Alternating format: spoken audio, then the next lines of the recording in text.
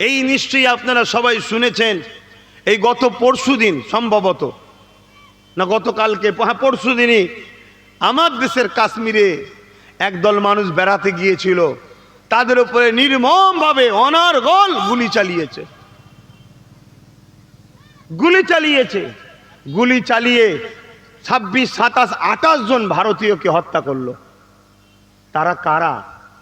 তারা কোথা থেকে এসছে? আমার থেকে ভালো যারা ইন্টেলিজেন্ট ডিপার্টমেন্ট আছে, দেশের মাথায় আছে, তারা ভালো বুঝবে। আমি অত বেশি বুঝি না। আমি একটা জিনিস বুঝি, যারা মেরেছে তারা জালিম, যারা মরেছে তারা মজলুম। সে মজলুমের কোন ধর্ম আমার দেখার দরকার নেই, আমার জানারও দরকার নেই। আমি এতটুকু জানি, মানুষ সে, তাকে সৃষ্টিকর্তা বানিয়েছে, যে সৃষ্টিকর্তা আমাকেও বানিয়েছে। অতএব আমাকে সৃষ্টিকর্তা অধিকার দেয়নি যে তুই আমার সৃষ্টিকে মার। শুনছেন তো নাকি? তাহলে এই যে অন্যায়, এই যে জুলুম, এই জুলুমকে বন্ধ করার নাম হলো ইসলাম। এই জুলুমকে মিটাবার নাম ইসলাম। কিন্তু আজকে আমরা কোথায় করছিটা কি? এলি আমাদের কোনো চর্চা, এদি আমাদের কোনো আলোচনা, এলি আমাদের কোনো চিন্তা ভাবনা আছে? নাই। মনে রাখবেন, কারো ঘরে যদি আগুন ধরে, হয়তো আপনি মনে করবেন ওর বাড়িতে আগুন লেগেছে, তা আমি কি করব? কিন্তু আগুনের খসলত হলো এটাই, একটা বাড়ি পোড়ানো হয়ে গেলে অন্যটাকে পোড়ানোর জন্যে যাবে। কেননা আগুন কোনোদিন তার ক্ষুধা নিবারণ হয় না, তার কাজই হলো পুড়িয়ে যাওয়া।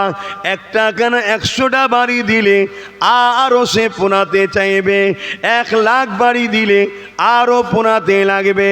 তাই সমাজে যারা মানবরূপী পশু হয়, সমাজ বিরোধী যারা হয়, যারা মানুষকে খুন করা পছন্দ করে, মানুষের ওপরে আতঙ্ক প্রতিষ্ঠিত করা পছন্দ করে, মানুষকে জুলুম করা পছন্দ করে, বা নিজেদের রাজগদিকে টিকাবার নেশাতে পাগল হয়ে যায়, তারা নিজের ধর্ম বোঝে না, নিজের মানুষ বোঝে না, নিজের আত্মীয় বোঝে না, নিজের পাড়া প্রতিবেশী বোঝে না, নিজের সন্তান বোঝে না। তারা একটাই জিনিস বোঝে, আমি কি করে মাথা তুলে থাকবো। এই অমানুষগুলোর বিরুদ্ধে লড়াই করে আল্লাহর জমিনে মানুষ জাতিকে বাঁচাবার নাম হলো ইসলাম। এ যুবকেরা, আবু জেহেলের খসলত ছিল এরকম। আবু জেহেল রাজ ক্ষমতা দখলের জন্য তার বিরুদ্ধে কেউ আওয়াজ তুললে সঙ্গে সঙ্গে তাকে কতল করে দিত, তাকে হত্যা করে দিত, তাকে এমন করে মেরে দিত। এমনকি এত অত্যাচার, এত সন্ত্রাসী করত, তার দলের লোকেরা যদি নিরীহ বেটিদের ওপরে জুলুম করত, এই জালিমের বিচার যদি আবু জেহেলের কাছে নিয়ে আসতো, সে তার দলের লোকেদের পক্ষে দাঁড়িয়ে ওই জালিম মজলুম বেটিদের বিরুদ্ধে আবু জেহেল আইন তৈরি করে ফয়সালা দিত। এই রকম ভাবে জুলুম যখন পৃথিবীতে বাড়তে লেগেছে, আল্লাহ পাক আমার নবী পাককে পাঠালেন। আমার নবী আবু জেহেলের বিরুদ্ধে দাঁড়িয়ে গেল। আল্লাহ নবী আবু জেহেলের বিরুদ্ধে দাঁড়িয়ে মানুষকে উদ্ধার করেছে। কেন? তখন তো কেউ মুসলমান ছিল না, তখন তো কেউ আল্লাহকে মাননেওয়ালা ছিল না, তখন তো কেউ রসুলকে মাননেওয়ালা ছিল না। তারা সবাই তো লাত উজ্জা হুবলকে মানত, তারা তো নকল খোদারই উপাসনা করত। আল্লাহ নবী মানুষ জাতির জন্য কথা বলেছে, গরিবের জন্য কথা বলেছে, অসহায়ের জন্য কথা বলেছে, নারীর জন্য কথা বলেছে, এতিমের জন্য কথা বলেছে, বিধবার জন্য কথা বলেছে। এক কথায় আল্লাহ নবী জমিন থেকে অন্যায়কে মিটিয়ে দিয়ে এই জমিনে ন্যায় সাম্য প্রতিষ্ঠিত করেছে।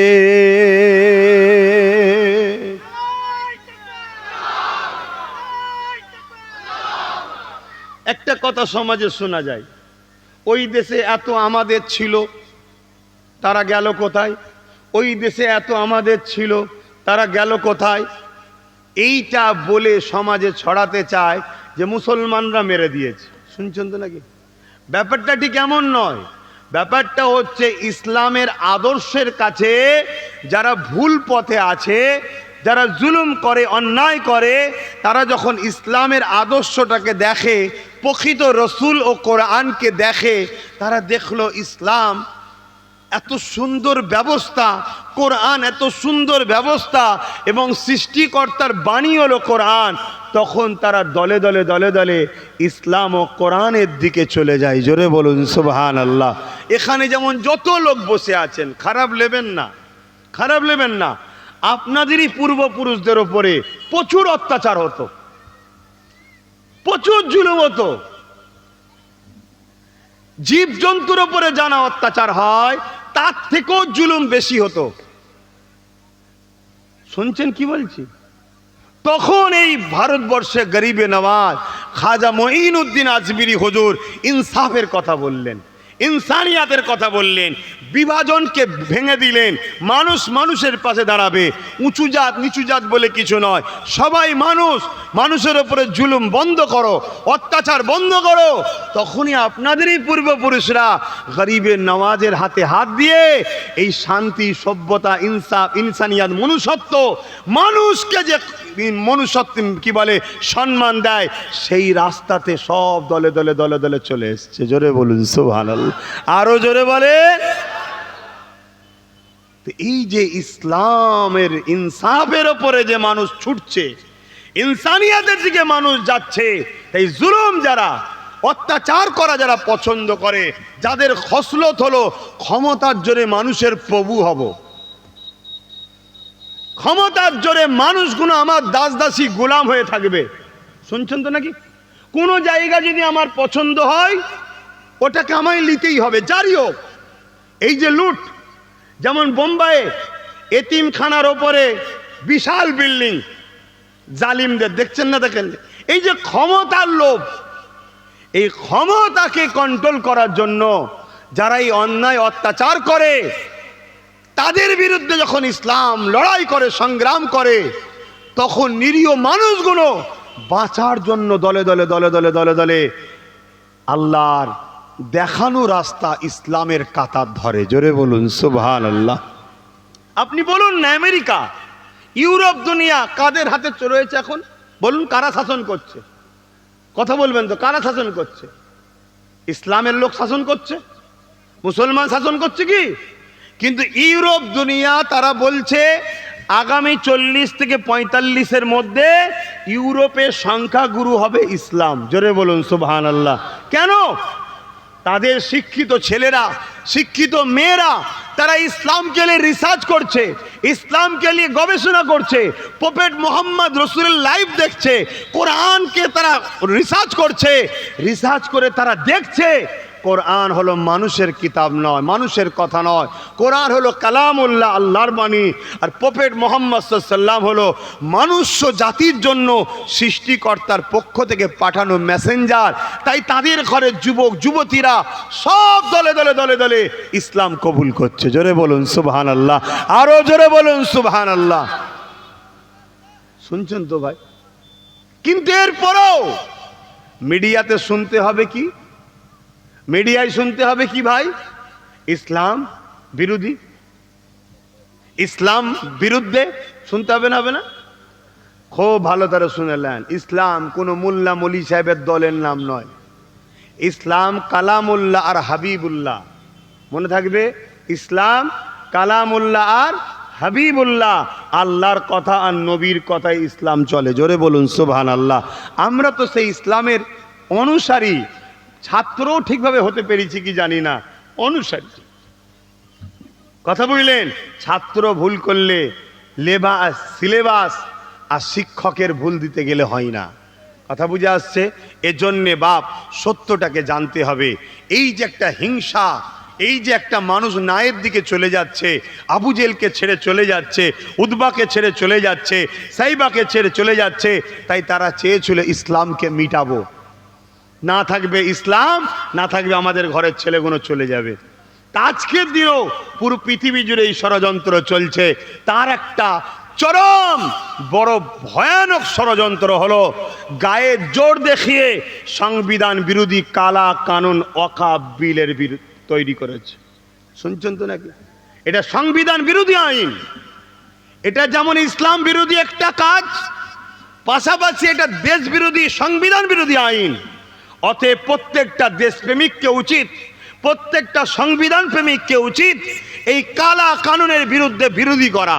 শুধু মুসলমানের বিরোধী করার দায়িত্ব নয়, এটা এটা পুরো সমাজের সংবিধান প্রিয় মানুষ, দেশ প্রিয় মানুষ সবাইকে কাঁধে কাঁধ মিলিয়ে এই কালা কানুনের বিরুদ্ধে সংগঠিত হওয়া দরকার, ঐক্যবদ্ধ হওয়া দরকার, আওয়াজ তোলা দরকার। কেননা সংবিধানের ধারার মধ্যে 28, 29-এর মধ্যে রয়েছে যে ধর্মের স্বাধীনতা দেশ তাকে দিয়েছে। অতএব হিন্দু ভাই সে তার মন্দির নিয়ে, তার ধর্মীয় কিতাব, তার ধর্মগুরুকে নিয়ে সে তার চর্চা মতো থাকবে। খ্রিস্টান ভাই সে তার গির্জা নিয়ে, তার ধর্মগুরুদের নিয়ে সে তার মতো থাকবে। শিখ তার মতো, পার্শ্বর মতো, পাঞ্জাবি পাঞ্জাবির মতো, আদিবাসী আদিবাসীর মতো যে যার ধর্ম নিয়ে থাকবে। ঠিক তেমনই মুসলমান ইসলামের অনুসারী তারা তাদের কোরআন, তাদের রসুল, তাদের ধর্মীয় কালচার নিয়ে থাকবে। দেশ কারো ধর্মেতে হস্তক্ষেপ করবে না। কিন্তু দুর্ভাগ্যের বিষয় ৭৭ বছর কেটে যাওয়ার পর আমার ভারতবর্ষের আকাশে এমন একটা অপদার্থ শাসক এসেছে, যেদিন থেকে এসেছে সেদিন থেকেই দেশটা তছনছ হয়ে যাচ্ছে। দেশের জিডিপি ধ্বংস, দেশের মান সম্মান বিদেশের কাছে মাথা হ্যাট, একটার পর একটা সন্ত্রাসী হামলা। আজ থেকে 6 বছর আগে পুলওয়ামায় আমার দেশে 40টার উপরে সেনাবাহিনী মরেছে। 6 বছর হয়ে গেছে এই অপদার্থ জালিম সরকার দেশের সেনাবাহিনীকে কে মেরেছে এর বিচার এখনো করতে পারে না। দেশবাসীর উচিত এদেরকে নামিয়ে দেওয়া, এদের বিরুদ্ধে আওয়াজ তোলা। তুই দেশের সেনাদের নিরাপত্তা দিতে পারলি না, দেশের সেনাদেরকে যারা মারলো তাদের বিচার করতে পারলি না, তুই কি করে দেশ চালাবি? তোর নেমে যাওয়া দরকার, আওয়াজ তোলা দরকার আছে না নাই? জোরে বলেন আছে না নাই? শুনুন ভাই, অনেক গভীর কথা বলছি। মানুষ পরের বিচার যদিও নাচারে করে করতে পারে, পরের বিচার তবুও নাচারে চাপে পড়লে করলেও করতে পারে। কেউ কি নিজের বিচার করতে পারবে? পুলওয়ামায় বিচার নিজের করতে হবে। আমি চ্যালেঞ্জ দিয়ে বলছি, ও বিচার করলে নিজের বিচার করতে হবে।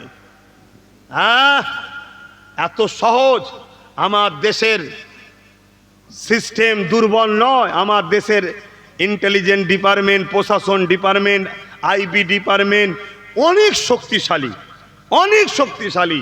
শুনছেন তো নাকি? পৃথিবীর বড় বড় দেশকে থুবনা ব্যক্তিয়ে দিতে পারে আমার দেশের ক্ষমতা এত। Intelligence department, IB department, CBI department, CID department, police department, সব ডিপার্টমেন্ট সক্রিয়। শুনছেন তো নাকি?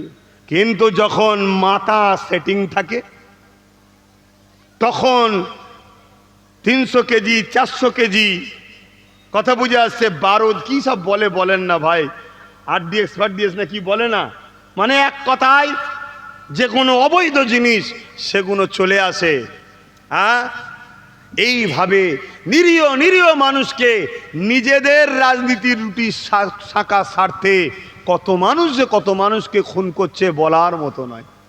হ্যাঁ, আর সব নিয়ে যে গুজরে দাও এক জায়গায়, সব নিয়ে যে গুজরে দাও এক জায়গায়। কেন? ওদের আব্বা নেই, ওদের হয়ে বলার কেউ নেই। শুনছেন তো নাকি? পাড়ার এতিম ছেলেটাকে দেখবেন সবাই মারে। কি পাড়ার এতিম ছেলেটাকে যার বাপ নেই তাকে সবাই মিলে যা খুশি করে। কেন বলেন তো? ওর তো গার্জেন নেই। আর যার বাপ আছে, আর বাপটা যদি খাররা টাইপের হয়, আবার শুনছেন তো নাকি, ঘরে ঢুকে কলার ধরে মারা লোক যদি হয় তাকে কেউ ছোবে। সে যদি মেরেও দেয় বলবে বাপ আর এক গালে মেরে যা, তোর বাপকে যেন বলিস নি, বলবি তুই মেরেছিস। কথা বুঝলি? আমি বলবো নি। কথা শুনছিস তো নাকি? তা আজকে মুসলমান আমাদের বাপ নেই, বাপ বোঝেন তো নাকি? আমাদের রাজনীতির নেতা নেই। এখানে বাপ বলতে রাজনীতির নেতার কথা, আমাদের কেউ নেই। ওই জন্য যে খুশি যেদিক দিয়ে খুশি লাথি মারে, যখন খুশি মেরে যায়। কথা বুঝে আসছে? কোথায় কিছু হবে সব কিছু নিয়ে এসে ঝাড় সমেত ভরে দাও। বুঝতে পারছেন তো নাকি? শুধু এখানে গুঁজে দাও, এখানে গুঁজে দাও। এখানে গুঁজে দিলে কি লাভ? ওই যে 50 টাকা গ্যাসের দাম বেরিয়েছে ওটা লোক ভুলে যাবে। শুনছেন তো নাকি? গ্যাসের দাম 50 টাকা বেড়েছে না কমেছে? হ্যাঁ, মাথায় আছে কারো? ওইলি আন্দোলন আছে কারো? না, ভুলিয়ে দাও। তেলের দাম বেড়েছে না কমেছে? ভুলিয়ে দাও। 14 টাকা ওষুধের দাম বেড়েছে না কমেছে? ভুলিয়ে দাও। পুরো দেশ জুড়ে ওয়াকাফ আন্দোলন হচ্ছে না হয়নি? দমিয়ে দাও। কথা মাথায় ঢুকছে না ঢোকে নেই? এসব সাজানো পরিকল্পনা বাপ নাহাই নাহাই এক মুহূর্ত লাগে না কে আসামি ধরে দিবার জন্য, এক মুহূর্ত সময় লাগে না। কিন্তু দুর্ভাগ্য, আমাদের কপাল, এত বিশাল একটা মহান ভারতবর্ষ আজকে টুকরো টুকরো শেষ হয়ে যাচ্ছে।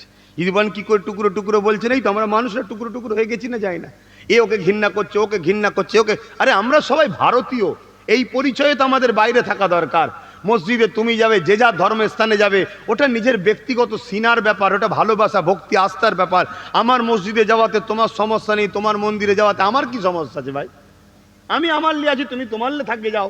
কথা বুঝে আসছে না? নয় কিন্তু না, যেটা অবজেক্ট, যেটা বিষয় নয় সেটা এখন বিষয় এসছে।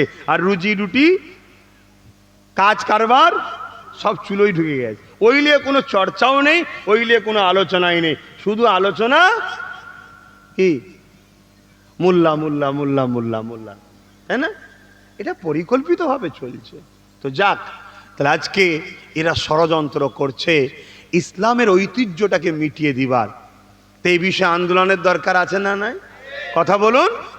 হ্যাঁ, এখন তো আল্লাহ করে আন্দোলন ব্যাপক হচ্ছে, হওয়া দরকার, আমি অস্বীকার করছি না। কিন্তু বাপ, এই আন্দোলন তো 10 বছর ধরে আমি করছি। তখন আজকে যে রূপটা নিয়েছে, 10 বছর আগে থেকে যদি এই রূপটা নিত, হয়তো বিগত 8 বছর আগেই আমরা আমাদের সম্পদ পূর্ণাঙ্গভাবে পেয়ে যেতাম, এবং আমাদের সম্পদ নিয়ে আজকে যে ষড়যন্ত্র চলছে, এই স্বপ্নটা দেখার আগে তার ঘুমটা ভেঙে যেত ভয়ের চোটে। কথা কি ভুল বলা হচ্ছে? কিন্তু এই কথা বলার পরেও আমি আসামি। আজকের দিনও একদল মোল্লা মৌলী সাহেবের কাছে আমায় গাল খেতে হচ্ছে। সেই দিনও খেতে হয়েছে, আজকেও খেতে হচ্ছে। কেন?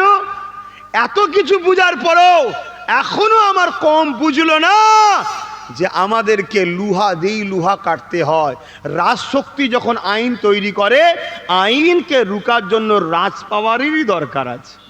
ঠিক না বে ঠিক গো? এটা এখনো বুঝছে না। এখনো সেই কি হচ্ছে, একটাই জিনিস হচ্ছে, ভিড় করো, চিল্লাও, হই হই করো, আর কাউকে দেখিয়ে বড় অঙ্কের টাকায় বিক্রি করে দাও। কি গো, কথা কষ্ট দিল? এই তো চলছে, এই তো চলছে, অন্য কি চলছে বলো? হ্যাঁ, আমি আন্দোলনের বিরুদ্ধে নয়, কিন্তু আন্দোলন থেকে আওয়াজ ওঠা দরকার। এই বিপদে যেসব রাজনীতির দল আমাদের সাথে নাই, আগামী দিন তাদের সাথে আমরা নয়, প্রয়োজন হয় আমরা সর্বধর্মের পিছিয়ে পড়া মানুষের ঐক্য তৈরি করে আগামী দিন আমরা নিজেদের শক্তি নিজেরাই তৈরি করে নেব। এই মুহূর্তে এই আওয়াজটা তুললে সব সেকুলার গুণই ছুটবে না? ছুটবে না? এই চরে মোল্লা খেপেছে, চ একটু মাথায় পানি টানি দিই, কি আসবে না? আসবে না? তাহলে তোমাদের কাজটা ভালো হবে না খারাপ হবে? কথা বল, আমি ভুল বুঝাচ্ছি? হ্যাঁ, এই তো আমার কথা বলছি। আহলে সুন্নাত ওয়াল জামাত আমার যে সংগঠন আছে, সেই সংগঠন থেকে বিভিন্ন জায়গায় প্রোগ্রাম করার জন্য পারমিশন চাইছে। কথা বুঝে আসছে? ছোট ছোট প্রোগ্রাম। কেন আমি এই তো আমি প্রতিবাদ করছি। তো আমার তো 10 বছর ধরে ধারাবাহিকভাবে হয়ে আসছে। এখন আমি জলসালে বহুত ব্যস্তর মধ্যে আছি, কিন্তু প্রত্যেকটা জলসাতে গিয়েছি। আমার এক একটা জলসা আলহামদুলিল্লাহ এক একটা জনসভা হচ্ছে না? হয় না? তাহলে সব জায়গাতেই প্রতিবাদ করছি তো নাকি? এই এখন প্রতিবাদ করছি না করিনি? সব জায়গায় করছি, কন্টিনিউ 10 বছর ধরে করে আসছি। আবার বড় বড় আহলে সুন্নাত ওয়াল জামাতের প্ল্যাটফর্মে করব, কিন্তু তার আগে আমি একটা কাজ করছি। কি কাজ? প্রত্যেকটা আহলে সুন্নাত ওয়াল জামাতের শাখা সংগঠন দ্বারা তাদেরকে নিচু তলার সর্বধর্মের মানুষকে বুঝাবার জন্য গ্রাম্য লেভেলে ওয়াকাফটা কি আর কি করতে চাইছে, এবং আমার হিন্দু ভাই, আদিবাসী ভাই, দলিত ভাই এবং শিখ পাঞ্জাবিদেরও এইরকম কোনো সম্পদ দেশে আছে না নাই, এটাও তাদেরকে সজাগ করা দরকার আছে না নাই, এটাও জানাচ্ছি, জানিয়ে প্রস্তুত নিচ্ছি। সব জিনিসের ভাই টাইম আছে, হুড়োহুড়ি করে ফেললে তো হবে না। হুড়োহুড়ি করে ফেললে মেসেজ ভুল যাবে। হুড়োহুড়ি করতে গিয়ে কি করলো দেখলেন না? বাস থেকে একটা ধর্মীয় পতাকা খুলে ফেললো, আর বাস থেকে ধর্মীয় পতাকা খুলে কাদের উপকার করলেন? মুসলমানদের ক্ষতি নয়, ক্ষতি তুমি উপকার করেছো তুমি হ্যাঁ অবশ্যই নিজের ক্ষতি, কিন্তু উপকার করেছো তুমি বিজেপির। কথা বুঝছো না বোঝো না? এই ভুল বলছি আমি? উপকার করেছো না করে না? তাহলে এটা কারা করলো? আমরাই তো করলাম নাকি? তাহলে বুঝে বুঝে পা ফেলা দরকার আছে না নাই? হ্যাঁ, তো এই জন্যে বাপ একটু বুঝাতে যাচ্ছি, কিন্তু অনেক মানুষ সেই আগেও বিরুদ্ধে ছিল, এখনো বিরোধী আছে। তা বিরোধী ভেবে চুপ থাকলে তো হবে না, আর বিরোধী ভেবে মন খারাপ করলেও হবে না। আল্লাহর উপরে ভরসা রেখে আগেও যেমন কথা বলেছি, আজও কথা বলছি। তাই আপনাদেরকে বলবো, এটা আমাদের অবশ্যই ইমানি দায়িত্ব।